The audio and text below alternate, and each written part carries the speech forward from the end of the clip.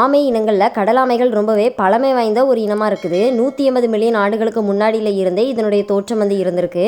Dinosaur வாழ்ந்துட்டு இருந்த காலகட்டங்களில் இந்த கடலாமைகளும் டைனோசர்களும் ஒன்றாவே வாழ்ந்துட்டு இருந்திருக்கு. ஆனால் இப்போ டைனோசர் இல்லை, ஆனால் இந்த கடலாமைகள் வாழ்ந்துட்டு இருக்கு. ஆமையினுடைய ஓடுகள் 50க்கும் அதிகமான எலும்புகள்னால உருவாக்கப்பட்டிருக்கு.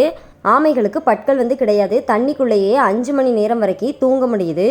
பொதுவாகவே வெப்பமான நாடுகளில் வாழ்ந்துட்டு இருக்கக்கூடிய ஆமையினுடைய ஓட்டின் நிறம் அந்தளவுக்கு ஒரு அடர்த்தியாக இருக்கிறதில்ல.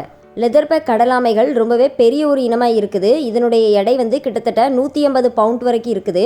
பிறக்க போகிற கடலாமையினுடைய குட்டிகள் ஆனா பெண்ணா அப்படிங்கிறது தீர்மானிக்கிறது அந்த கூட்டினுடைய அந்த வெப்பநிலையை பொறுத்து தான் இருக்குது. கூட்டினுடைய வெப்பநிலை 28 இருந்து 29 டிகிரி செல்சியஸை விட அதிகமாக இருந்துச்சு அப்படின்னா பிறக்க போகிற ஆமை பெண்ணா பிறக்குது. அதுவே அதை விட குறைவாக இருந்துச்சு அப்படின்னா ஆண் ஆமைகளாக பிறக்குது. மற்ற ஆமைகளை காட்டிலும் லெதர்பேக் கடலாமைகள் ரொம்பவே நீச்சல் திறமை வாய்ந்ததாக இருக்குது.